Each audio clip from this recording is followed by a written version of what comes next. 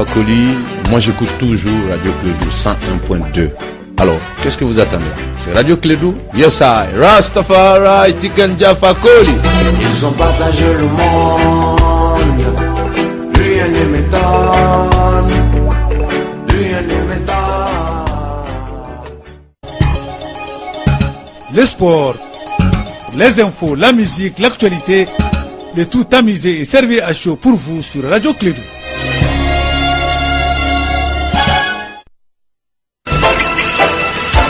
Radio Clédou, Le journal avec Sotelma Malitaire.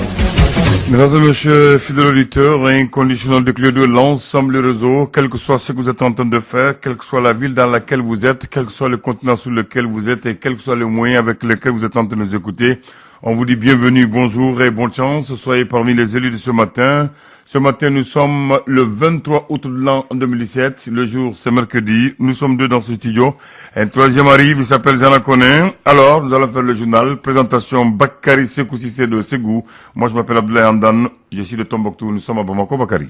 Oui, effectivement, nous sommes à Bamako. Mesdames et messieurs, bonjour. Bienvenue à cette édition, la première de Clédou Info. Dans les titres de ce journal, nous allons parler du retour de l'État dans la 8e région du Mali. Le gouverneur de Kidal rejoint finalement son poste ce mercredi matin.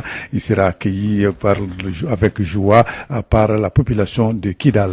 C'est ce que Kassim va nous dire. Et puis, dans les mêmes temps, à Gao, dans le cadre de la réconciliation nationale, une mission d'appui sera mise en place.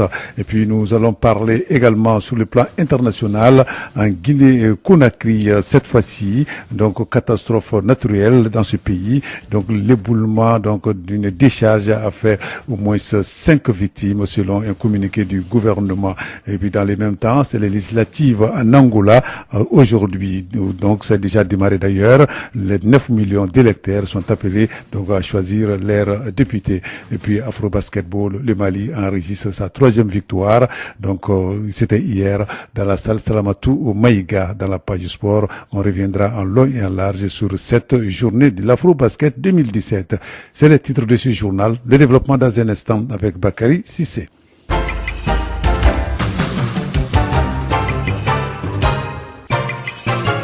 Bienvenue donc à cette édition, la première de Clédou Info. Aujourd'hui, nous sommes le mercredi 23 août 2017. Je le disais tantôt, c'est ce mercredi 23 août que le gouverneur de Kidal signe son retour depuis sa nomination par un décret présidentiel. Il n'avait pas été accepté par la CEMA à Kidal. C'est désormais chose faite. Les populations de Kidal doivent l'accueillir ce matin avec joie pour donner le ton du retour de l'État dans la 8e région administrative de notre pays. C'est ce que Kassim nous dit.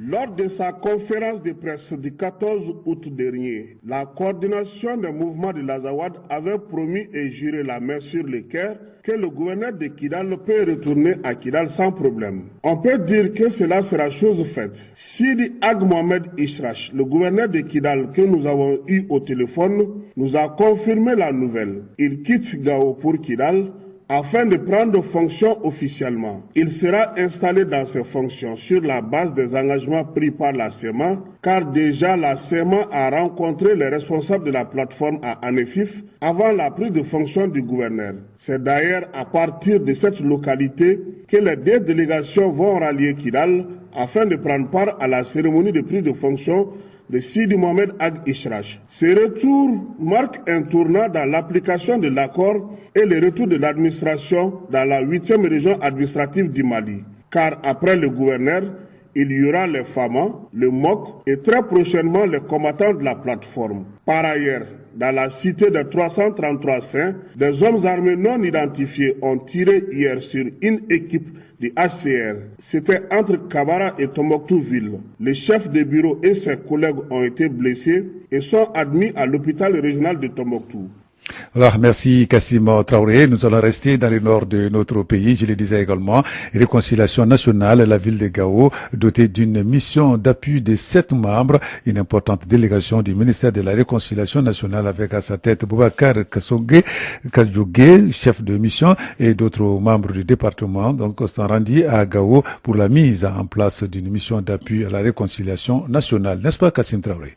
L'objectif visé par cette mission nationale est de rapprocher le niveau central des acteurs de terrain en vue d'une meilleure prise en charge des questions de réconciliation et de renforcement du vivre ensemble. Ataer Ag Itnan, secrétaire général du ministère de la Réconciliation. Aussi, en plus des actions prévues dans l'accord pour la paix et la réconciliation, dont la mise en œuvre incombe à nous tous, il est indispensable de guérir toutes les plaies provenant de nos conflits, souvent économiques, souvent politiques, souvent religieux et même sociaux. Je suis donc confiant à la pérennisation des actions qui seront menées par cette équipe de personnalités qui jouissent d'une notoriété avérée dans la région de Gao. D'après les acteurs de Gao, la mise en place de la dite mission est une démarche essentielle pour l'initiative de la réconciliation comme moyen de relever de nombreux défis auxquels les populations sont confrontées. Boubacar Bagayogo, chef de cabinet du gouverneur de la région de Gao. Les plus grands aujourd'hui demeurent ceux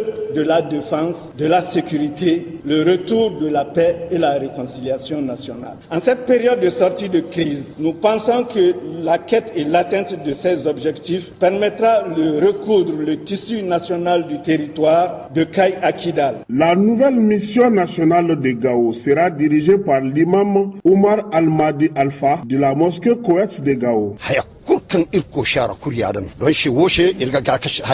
que tout ce dans quoi il n'y a pas l'aide de Dieu, ce ne serait pas une réussite. Donc il prie Allah subhanahu wa ta'ala de lui aider dans sa mission. Le broussailles chez les Arabes pour faire des espaces de réconciliation, de dialogue. Avant de quitter Gao, la délégation du ministre de la Réconciliation nationale a visité les locaux qui abriteront la mission et la Fatia a mis fin à la cérémonie d'installation. Voilà, merci Kassim Traoré. C'est ce qui va nous conduire à l'actualité internationale de ce journal. Je le disais, en Guinée, plusieurs personnes sont mortes dans ce pays hier après l'éboulement d'une décharge sur 3 maisons. L'accident s'est produit dans un quartier de la commune de Ratoma, une banlieue de Conakry, la capitale. Le bilan provisoire est d'au moins 8 morts, dont des enfants en bas âge, selon les décomptes de la presse qui s'est rendue sur place. Dans un communiqué, le gouvernement annonce, lui, 5 morts et présente ses condoléances aux familles des victimes et au peuple de Guinée. Après qu'Alpha Condé, le président de la République, se soit rendu sur les lieux, sur les pas des cellules d'Alain Diallo et de Syria Touré. En Angola, cette fois-ci, plus de 9 millions d'Angolais se rendent aux urnes ce matin pour les élections législatives.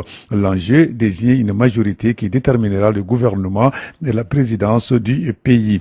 Les Angolais tournent ainsi une page de l'histoire de leur pays. José Eduardo dos Santos, président depuis 38 ans, n'est pas candidat à sa succession, mais il a soigneusement préparé son ministre de la Défense, João Lourenço, pour porter les couleurs du MPLA, le parti au pouvoir depuis l'indépendance en 1975.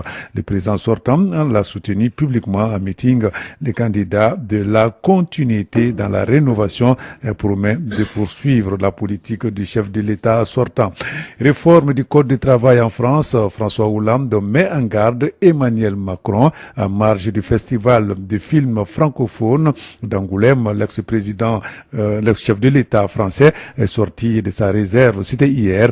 Il a commenté pour la première fois l'action d'Emmanuel Macron. Son successeur, François Hollande, lui conseille de ne pas casser la reprise de la croissance en réformant brutalement le code du travail. Il ne faudrait pas demander aux Français des sacrifices qui ne sont pas utiles, a-t-il prévenu, et d'ajouter, il faudrait pas flexibiliser également le marché du travail au-delà de ce que nous avons déjà fait au risque de créer des ruptures. Donc, fin de citation. Et puis, au Venezuela, cette fois-ci, le président vénézuélien veut lancer un mandat d'arrêt international pour faire arrêter l'ex-procureur général Luisa Ortega. L'annonce a été faite hier mardi. Nicolas Maduro. Après donc, la Colombie, où elle a fui, la fonctionnaire se trouve actuellement au Brésil pour présenter des preuves de corruption contre le président vénézuélien. Le président vénézuélien vénézuélien a annoncé donc son intention de solliciter un code rouge auprès de l'Interpol pour faire arrêter Ortega et son mari, le député Germán Ferrer. Une décision perçue par la plupart des Vénézuéliens comme une revanche politique. D'après Maduro, le président, le couple Ferrer-Ortega dirige une bande d'escrocs protégée par le gouvernement de la Colombie et le gouvernement du Brésil.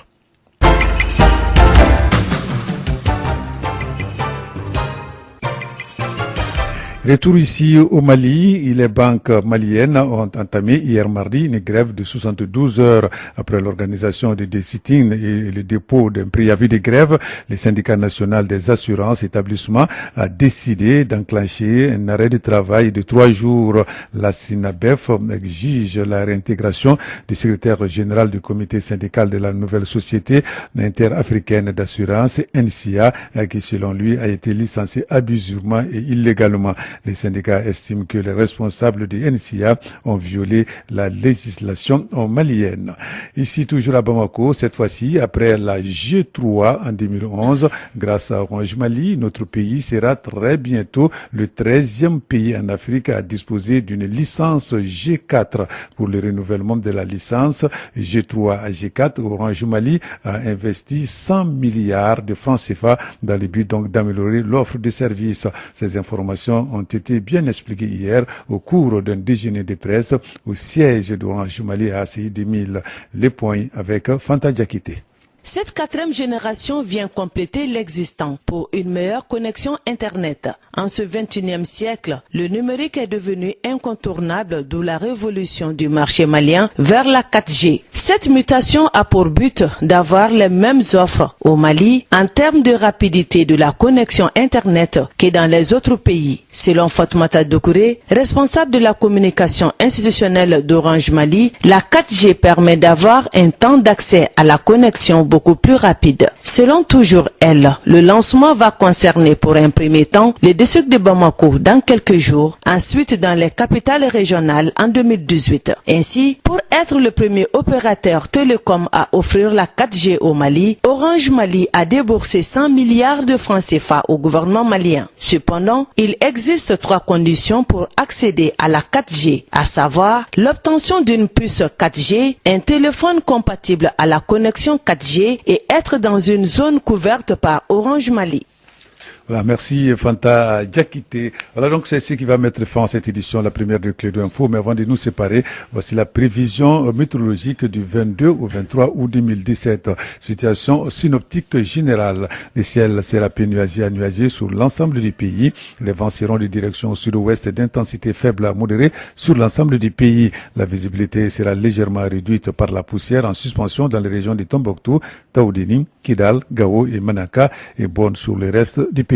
Des orages associés de pluie d'intensité faible à modérée interviendront en fin d'après-midi, la nuit et dans la journée d'aujourd'hui dans la région des Caï, plus précisément. Des orages isolés accompagnés de pluie d'intensité faible à modérée se produiront au cours de la nuit ou dans la journée d'aujourd'hui dans les régions de Tombouctou, Gao, Kidal et Menaka. Les températures seront en légère baisse sur l'ensemble du pays.